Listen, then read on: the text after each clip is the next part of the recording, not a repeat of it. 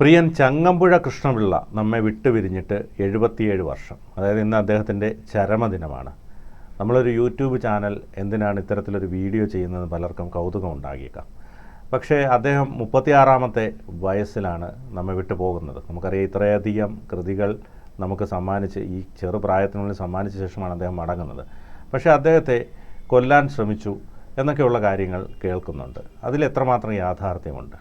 അതായത് ചങ്ങമ്പുഴ വെറും ഒരു കവി മാത്രമായിരുന്നില്ല, ഒരു വിപ്ലവകാരിയും കൂടിയായിരുന്നു. അദ്ദേഹം അത്രത്തോളം തന്നെ തൻ്റെ കവിതകൾ എഴുതുന്നത് പോലെ, കവിതകൾ സമൂഹത്തിലേക്ക് പകർത്തുന്നത് പോലെ, സമൂഹത്തിന് സംഭാവന ചെയ്യുന്നത് പോലെ തൻ്റെ വിപ്ലവാത്മകമായ ജീവിതം മുന്നോട്ട് നയിച്ചൊരു വ്യക്തിയും കൂടിയാണ്. അദ്ദേഹം മഹാകവിയാണ്. നമ്മുടെ ഈ പറയുന്ന നവോത്ഥാന കവിതകളിലും ആധുനിക കവിതകളുമൊക്കെ എത്രത്തോളം നമുക്ക് സംഭാവന ചെയ്തു, അതിന് തുല്യമായി തന്നെ അദ്ദേഹത്തിൻ്റെ കവിതകളും അതിമനോഹരമായ കവിതകളാണ്. അത് ഏതൊരു സാധാരണക്കാരനും ഹൃദയത്തിൽ അങ്ങേയറ്റം സ്വാധീനിക്കുന്ന കവിതകൾ തന്നെയായിരുന്നു. പണ്ട് നമ്മുടെ ഇപ്പോൾ ഇവിടെ ബംഗാളികളൊക്കെ വരുന്നത് പോലെ പണ്ട് കാലങ്ങളിൽ ആസാമിലെ റോഡുകളൊക്കെ പണി ചെയ്യാനായിട്ട് കേരളത്തിൽ നിന്നും തമിഴ്നാട്ടിൽ നിന്നുമൊക്കെ ആൾക്കാർ പോകുമായിരുന്നു റോഡ് പണിക്കായിട്ട്. പ്രവാസ മലയാളികൾക്ക് പണ്ടേ ഉള്ള കാര്യമാണല്ലോ. അങ്ങനെ പോയിരുന്ന കാലഘട്ടത്തിൽ ചങ്ങമ്പുഴയുടെ ഒരു ചെറിയ പുസ്തകമെങ്കിലും, രമണനെങ്കിലും ഏറ്റവും കുറഞ്ഞത് ഒരാളുടെ കയ്യിൽ കരുതും. ഒരു വരിയെങ്കിലും രമണനിലെ അറിയാത്ത മലയാളികൾ ഉണ്ടാകില്ല. മലരടി കാടുകൾ തിങ്ങി വിങ്ങി എന്ന് തുടങ്ങുന്ന വരികൾ അറിയാത്ത മനുഷ്യരാരെങ്കിലും ഉണ്ടോ എന്ന് ചോദിച്ചാൽ അത് വളരെ അപൂർവമാണ്. അത്രയേറെ പ്രിയപ്പെട്ട കവിയാണ് നമുക്ക് ചങ്ങമ്പുഴ. അതുപോലെ തന്നെ ഇടപ്പള്ളി രാഘവൻ പിള്ളയും ചങ്ങമ്പുഴ കൃഷ്ണപിള്ളയുമാണ് ആ കവി ദ്വന്ദ്വങ്ങൾ. അത് അത്രയേറെ പ്രിയപ്പെട്ട കവികളുമാണ്. ഇതിലേറ്റവും രസകരമായ ഒരു കഥ എന്നാണ് അതിനെ പറയാനുള്ളത്. ചുള്ളിക്കാടാണ് ആ കഥയെ ആദ്യമായിട്ട് പുറത്തേക്ക് പറഞ്ഞത്. അതായത് ചങ്ങമ്പുഴയുടെ ജീവിതശൈലി എത്രത്തോളം അരാജകമായിരുന്നു ആ കാലഘട്ടത്തിൽ എന്നുള്ളതിനെയാണ് ഒന്ന് കാണിക്കാനും, അതുപോലെ തന്നെ വ്യവസ്ഥിതികളെ എത്രത്തോളം അദ്ദേഹം വെല്ലുവിളിച്ചിരുന്നു എന്നുള്ളത് പറയാനുമായിട്ടായിരുന്നു ചുള്ളിക്കാട് ഈ കാര്യത്തെ എടുത്ത് വിശേഷിപ്പിച്ചത്. ഭാഷയെ സംഗീത ഉപകരണമാക്കി മാറ്റിയ കവി എന്നാണ് ബാലേന്ദ്രൻ ചുള്ളിക്കാട് ചങ്ങമ്പുഴയുടെ കവിതയെ വിശേഷിപ്പിച്ചിട്ടുള്ളത്. MK സാനു നക്ഷത്രങ്ങളുടെ പ്രേമഭാചനം എന്ന് വിളിച്ചതും വെറുതെയല്ല. അത്രത്തോളം തന്നെ മാസ്മരികമായ കവിതയും പ്രണയവും എല്ലാം ഇഴചേർന്ന ഒരു അപൂർവ മനുഷ്യനായിരുന്നു ചങ്ങമ്പുഴ എന്നുള്ളതാണ് സത്യം. ഇതിൽ എങ്ങനെയാണ് ചങ്ങമ്പുഴയെ കൊല്ലാൻ ശ്രമിച്ചത്, ആരാണ് ശ്രമിച്ചത് എന്നുള്ളത് നമുക്കൊന്ന് നോക്കാം. അതായത് ചങ്ങമ്പുഴയുടെ കാലത്ത് അയിത്തമെല്ലാം നിലനിന്നിരുന്ന കാലമാണ്. ജാതി പ്രശ്നമുണ്ടായിരുന്നു. അന്ന് ചങ്ങമ്പുഴ ജീവിച്ചിരുന്നത് ചങ്ങമ്പുഴ തറവാട് എന്ന് പറയുന്നത് ഇടപ്പള്ളിയിലെ ഒരു പ്രസിദ്ധമായ നായർ തറവാടായിരുന്നു. ക്ഷയിച്ചങ്ങേയറ്റം പറ്റിയിരുന്ന ഒരു തറവാട്ടിലാണ് അദ്ദേഹം ജനിച്ചത്. വളരെ ക്ലേശകരമായ ബാല്യവും വിദ്യാഭ്യാസ കാലഘട്ടവും ഒക്കെയാണ് അദ്ദേഹത്തിന് ഉണ്ടായിരുന്നത്.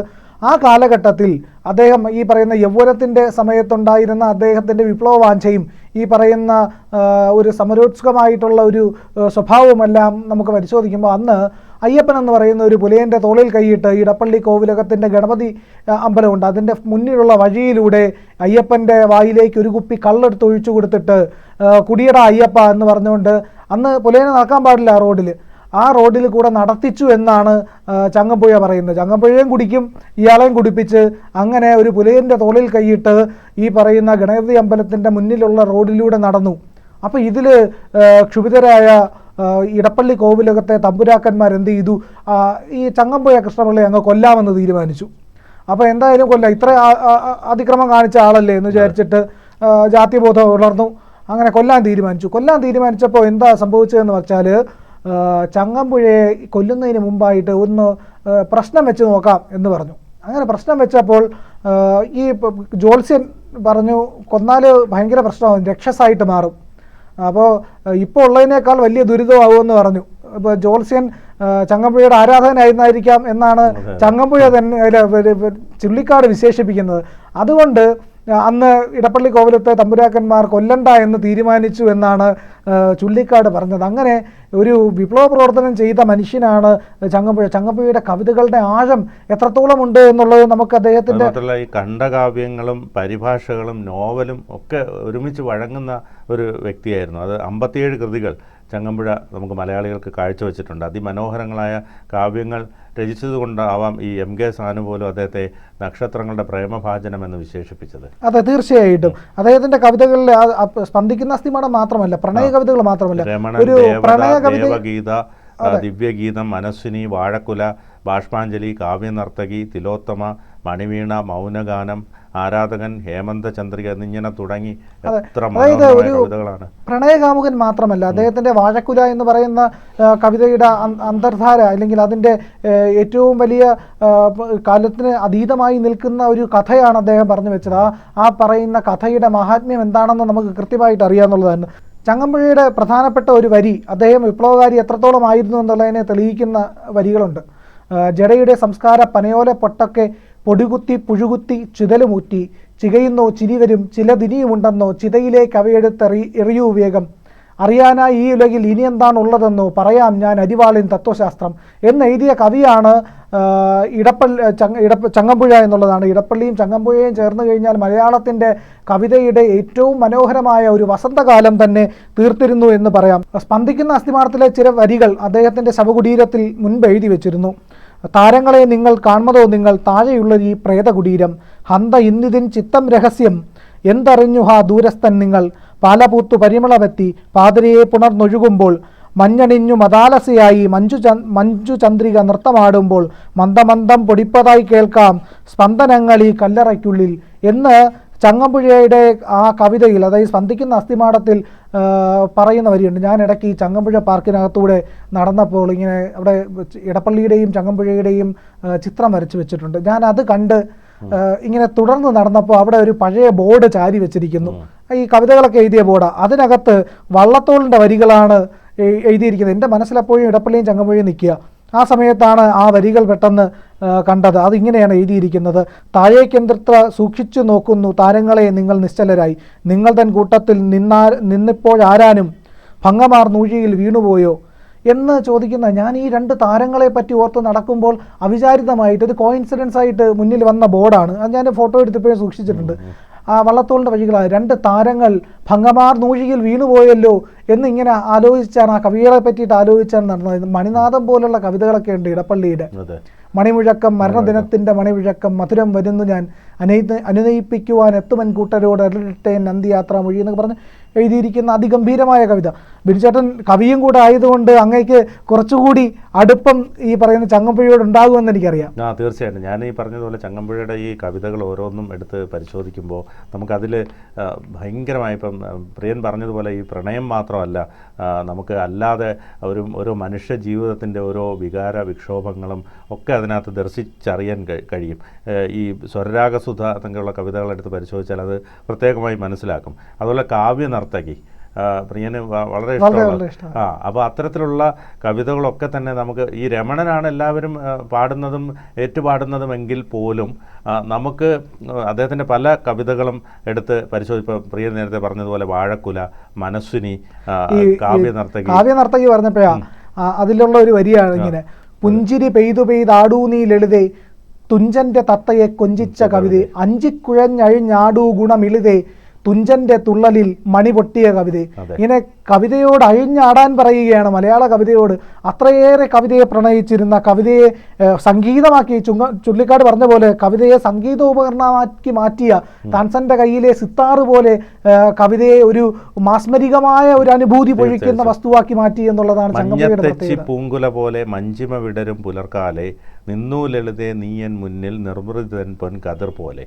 അതോടൊപ്പം തന്നെ ദേവനികേത ഹിരൺമയകൂടം മീവി ദൂരെ ദ്യുതിവിതറി പൊന്നിൻ കൊടിമര മുകളിൽ ശബളിത സന്നോജ്വലം ഒരു കൊടിപാറി.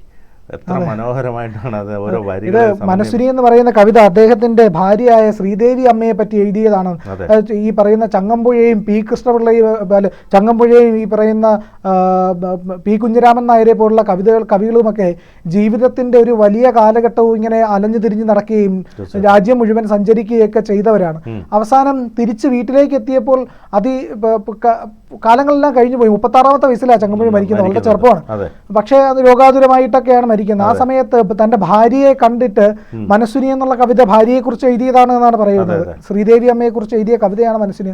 അതിനകത്ത് ഭാര്യയുടെ സൗന്ദര്യത്തെ തിരിച്ചറിഞ്ഞുകൊണ്ട് ഇറനണിഞ്ഞ് രാവിലെ കുളിച്ച് തുളസിക്കതിർ ചൂടി കടന്നു വരുന്ന ശ്രീദേവി അമ്മയെ കണ്ട് അദ്ദേഹം എഴുതിയതാണെന്ന് പറയുന്നുണ്ട്. അതുപോലെ തന്നെ എനിക്ക് തോന്നുന്നത് പ്രിയ, എനിക്ക് തോന്നുന്നു അതുവരെ ഭാര്യയുടെ സൗന്ദര്യത്തെക്കുറിച്ച് അദ്ദേഹത്തിന് യാതൊരു ബോധവും ഇല്ലായിരുന്നു. ഇത്തരത്തിൽ കവിതകളുമായി പോയി അവസാനം അത് തിരിച്ചറിയുന്നതായിട്ടല്ലേ ആ കവിത? അതെ, തീർച്ചയായിട്ടും അങ്ങനെ ആയിരിക്കണം. ആ ലാളിത്യം തിരിച്ചറിയുന്നതിന്റെ ഭംഗിയാണ് ആ കവിതയ്ക്കകത്തുള്ളത് എന്നുള്ളതാണ്.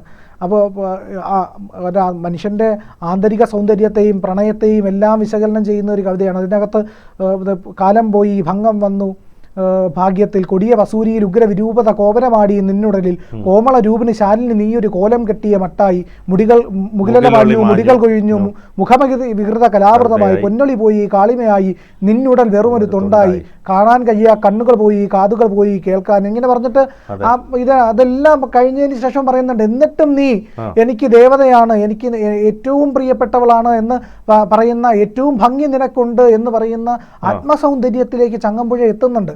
അപ്പോൾ ചങ്ങമ്പുഴയുടെ മറ്റൊരു കവിതയുണ്ട്, ഉദ്യാനലക്ഷ്മി എന്ന് പറഞ്ഞിട്ട്. ആ കവിത ആർട്സ് കോളേജിൽ അദ്ദേഹം പഠിക്കുമ്പോൾ കോളേജിനടുത്തുള്ള ഒരു വീടിന്റെ മുന്നിലെ പൂന്തോട്ടം നനയ്ക്കുന്ന ഒരു പെൺകുട്ടിയെ കണ്ടിട്ട് അദ്ദേഹം എഴുതിയതാണ്. ആ പെൺകുട്ടി വളരെ വൃദ്ധയായി അവർ ജീവിച്ചിരുന്ന കാലഘട്ടത്തിൽ, അവരിപ്പോൾ ജീവിച്ചിരിപ്പുണ്ടെന്ന് എനിക്കറിയില്ല, പണ്ട് പത്രത്തിൽ അവരുടെ വാർത്ത വന്നിട്ടുണ്ട്. അവരിങ്ങനെ എന്നെപ്പറ്റി എഴുതിയതാണ് എന്ന് പറഞ്ഞിട്ട് അവരുടെ പഴയ ചിത്രവും പിടിച്ചിരിക്കുന്ന ആ വൃദ്ധയായ സ്ത്രീയുടെ അവരെ പറ്റിയാണ് ചങ്ങമ്പുഴ ഉദ്യാനലക്ഷ്മി. ചങ്ങമ്പുഴയ്ക്ക് അനേകം പ്രണയങ്ങളുണ്ടായിരുന്നു. ഇത് പ്രണയമായിരുന്നോ എന്നറിയില്ല കേട്ടോ. എന്തായാലും ചങ്ങമ്പുഴ അങ്ങനെ ഉദ്യാനലക്ഷ്മി എന്ന് പറഞ്ഞ പെൺകുട്ടിയെ പറ്റി കവിത എഴുതിയിട്ടുണ്ട്. അതുപോലെ ഒരുപാട് പറയുന്നുണ്ട്. ഈ മനസ്സിനിക്കാത്തത് പറയുന്നുണ്ട്. കാരണം എല്ലാം എനിക്ക് എൻ്റെ കൂടെ പോയവർക്കെല്ലാം വേണ്ടത് സമ്പത്തും മറ്റു കാര്യങ്ങളും. പല പല രമണികൾ വന്നവർ, പണമെന്നോതി നടുങ്ങി ഞാൻ, പല പല കമ്പനികൾ വന്നവർ, പദവികൾ വാഴ്ത്തി നടുങ്ങി ഞാൻ, കിന്നര കന്യക പോലെ ചിരിച്ചൻ ഉള്ളിൽ വിലസിയ നീ മാത്രം, എന്നോടരളി എനിക്കവിടുത്തെ പൊന്നോടക്കുഴൽ മതിയല്ലോ, നിന്നോട് പുല്ലാങ്കുഴലൊരു പൊന്നോടക്കുഴലാണ്. ഇടയ്ക്ക് തെറ്റിപ്പോയി. അല്ല, എനിക്ക് ചങ്ങമ്പുഴയോടുള്ള വീരാരാധന വായിക്കുമെങ്കിൽ എനിക്കിങ്ങനെ നമ്മൾ സ്കൂളിൽ പഠിക്കുന്ന കാലത്ത് കവിതകൾ നന്നായിട്ട് പഠിക്കുമായിരുന്നു. ഇപ്പോഴത്തെ തലമുറയായിട്ടുള്ളൊരു വ്യത്യാസം അതാണ്. അന്ന് നമ്മൾ കവിതകൾ ഹൃദയസ്ഥമാക്കുമായിരുന്നു. ഇപ്പൊ ആരും അങ്ങനെ പഠിക്കുന്നില്ല. എന്നാലും ഓർമ്മ ഇപ്പൊ കുറഞ്ഞിട്ടുണ്ട്. എനിക്ക് ഈ പറയുന്ന ചങ്ങമ്പുഴയോടും ഇടപ്പള്ളിയോടും ഒക്കെ അവർ ഈ കാൽപ്പനിക കവിതകളാണ് എഴുതിയിരുന്നതെങ്കിലും ആ പറയുന്ന കാൽപ്പനിക കവിതകളോടൊപ്പം അവരോട് എനിക്ക് ഭയങ്കരമായിട്ടുള്ള ഒരു വീരാരാധനയാണുള്ളത്. ഞാനത് പലപ്പോഴും ഒന്ന് രണ്ട് സ്ഥലങ്ങളിലൊക്കെ എഴുതിയിട്ടുണ്ട്. വശ്യതയും ഭംഗിയും ഏറുന്ന കാട്ടാറാണ് ചങ്ങമ്പുഴയെങ്കിൽ എനിക്ക് ഇടപ്പള്ളി എന്ന് പറയുന്ന എനിക്ക് വീരാരാധന തോന്നിയ മനുഷ്യനാണ്. അദ്ദേഹത്തിൻ്റെ കഴിഞ്ഞ കാല്യവും ഈ പറയുന്ന സുധ എന്ന് പറയുന്ന കൃതികളുമൊക്കെ വളരെയധികം എന്നെ മനസ്സിൽ തട്ടി പോയിട്ടുള്ളത്. ഇനിയൊരു ജന്മം ഉണ്ടെങ്കിൽ അതിൽ ഇതൾ വിടരാത്തൊരു പുഷ്പമായി തീരണം, വിജനഭൂവിൽ എങ്ങാനതിൻ ജന്മം വിഫലമാക്കിയിട്ട് വിസ്മൃതമാകണം. ഇങ്ങനെയാണ് ഇടപ്പള്ളിയുടെ കവിതകൾ. അതിഗംഭീരമായി ഈ കവിതകളൊക്കെ എങ്ങനെ അദ്ദേഹം അത്രയും പ്രണയത്തോളം, ജീവിതത്തോളം, പ്രണയത്തോളം, കവിതയോളം മറ്റൊന്നിനെയും അറിഞ്ഞിരുന്നില്ല. ജീവിതം, പ്രണയം, കവിത, ഇത് മൂന്നുമാണ്. അത്രയും ആത്മാർത്ഥത ഉണ്ടായിരുന്നത് കൊണ്ടാണ് അദ്ദേഹം ആത്മഹത്യ ചെയ്തത് എന്നുള്ളതാണ്. അങ്ങനെ ആത്മഹത്യ ചെയ്തതിൻ്റെ ഫലമാണ് രമണൻ എന്ന് പറയുന്ന കൃതി. അപ്പോൾ എനിക്ക് ഈ രണ്ട് കവികളും കഴിഞ്ഞിട്ടേ എഴുത്തച്ഛൻ പോലുമുള്ളൂ എന്നുള്ളതാണ്. എനിക്ക് എത്രയേറെ വീരാരാധന തോന്നിയ രണ്ട് മനുഷ്യരാണവർ എന്നുള്ളതാണ് അതിലെ ഏറ്റവും വലിയ വാസ്തവം. കൂടുതൽ വാർത്തകളും വിശേഷങ്ങളും നിങ്ങളിലേക്ക് എത്താൻ ABC മലയാളം സബ്സ്ക്രൈബ് ചെയ്യുക, ബെൽ ബട്ടണും അമർത്തുക.